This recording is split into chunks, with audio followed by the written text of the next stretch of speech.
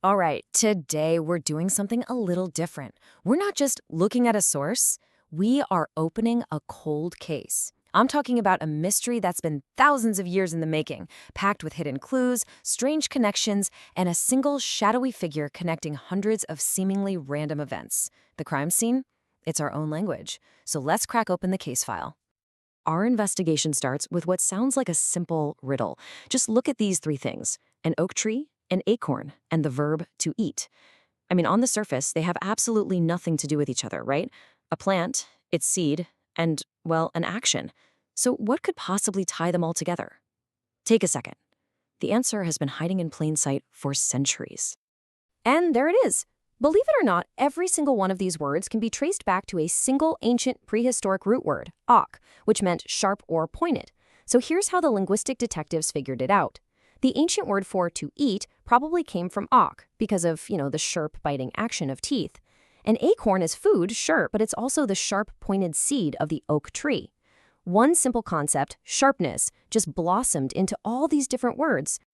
Now, a connection like that isn't just a fun piece of trivia. Oh no, it's a clue. It's like a linguistic fingerprint left behind by a culprit who vanished long ago. And once you start looking for them, you find these fingerprints everywhere, connecting words you would never, ever expect. So who's our prime suspect? This right here, Proto-Indo-European, or PIE for short. And it's basically a ghost of a language. Nobody's spoken it for over 4,000 years, and it was never even written down. But it's the lost ancestor of English, Spanish, Russian, Hindi, literally hundreds of languages. It's the secret sauce, the patient zero for all of these connected words. And the people who hunt for this lost language, they're less like librarians and way more like detectives. Yeah, historical linguists are basically doing linguistic forensics. They sift through all the evidence left behind in modern languages, dusting for prints and looking for patterns, all to reconstruct this original lost tongue. And we're about to peek into their case files. And this is how they do it. This is their method. First, they find the cognates. These are words in different languages that come from a common origin, like father in English and Vater in German. Those are the clues. Then they identify all these predictable sound shifts that happened over centuries. That's kind of like cracking a code. And finally, by reversing those changes, they can actually reconstruct the original PIE root word, the ancestor of them all. So, you ready to open the files? Let's take a look at some of the most fascinating cases these linguistic detectives have managed to crack. All right, our first case file is all about the PI root bear. The meaning is simple, really foundational: to carry or to bear. Now, this one seems pretty straightforward, but you will be shocked at how massive its influence is. Okay, now this is where the detective work gets really cool. Think of these as witness statements gathered from all across the ancient world. In Sanskrit, you have bharati.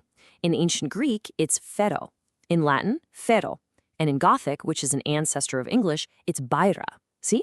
They all sound a little different, but they are all testifying to the same original source, that root biter. And get this, look at how that one single root just exploded into modern English. To bear a child, and of course, the birth that follows. A heavy burden that you have to carry. A wheelbarrow, which you use for carrying things. It even works for abstract ideas, like when you bring forth a new plan. All of these are just echoes of our ancient ancestors talking about the simple act of carrying something. Wild, right? Okay, so that last case was about finding a huge family of related words. But this next case file, it's different. This one feels more like a case of mistaken identity. Or is it? It is hands down one of the strangest connections in the entire language. So on the left, we've got the PIE root ig-egg, and it means goat. Simple enough. Then on the right, we have the root ig-y, which means to move swiftly or to vibrate. Now, these two roots look almost identical, but their meanings seem to be from completely different universes. Seriously, I mean, what could a goat possibly have to do with vibrating or moving quickly? It makes no sense. For the longest time, linguists just treated them as two separate things, a coincidence. But then, one detective found a clue that connected them in the most unbelievable way. And here is our star witness: Greek mythology. The key piece of evidence comes from the shield of the god Zeus, which was called the Aegis. It was covered in goatskin. And the story goes that when Zeus shook the shield, it would vibrate and create thunderstorms. He was the cloud shaker. So the goat, whose skin was on the shield, ended up taking the name of the action, the vibration, the swift movement. Case closed. The goat and the vibration, they're one the same. Okay, for our final case file, we're going to look at how a simple, physical idea can evolve over thousands of years into one of the most fundamental, most abstract concepts we have. This is the root bu. And this is a big one. It's the ancestor of the verb to be. I mean, it's hard to imagine a more essential word. It's about existence itself. But where does a huge idea like that even come from? You are not going to believe this. The source material shows that this incredibly deep philosophical concept of being and becoming, it started with the simple physical observation of something swelling or puffing up into existence. You know, like a plant growing, a bubble forming, or a seed sprouting. Our ancestors saw something swell into reality, and from that physical action, they built the word for existence. That's incredible. And just look at how this one physical idea builds the very foundation of language.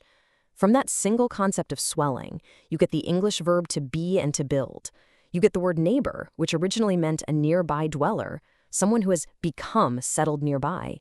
It gave us the Greek word physis for all of physical nature. It gave Latin fui, I was, and German Bauer, a builder or a farmer, someone who makes things grow. It's just, wow. So, after digging through all these case files, what have we learned? What's the big takeaway here? Well, what we see is this huge hidden network, a web connecting our modern world to a very, very distant past. And the first conclusion is maybe the most important one. The words that we use every single day are not just some random collection of sounds. They have a deep, logical history. Yeah, they're like fossils. They preserve the way our ancestors actually thought about the world. They saw existence as a kind of swelling. They saw a bizarre link between a goat and a thunderstorm. Our language is basically a living museum of these ancient ideas. And what that means for you and me right now is that every sentence we speak, every word we type, carries the echoes of these ancient people. We're keeping their world, their thoughts, alive just by talking to each other. And the scale of this is just immense. This one lost language, spoken by one group of people thousands of years ago, is the common ancestor of over 400 languages spoken today. We're talking billions of people, from Iceland all the way to India.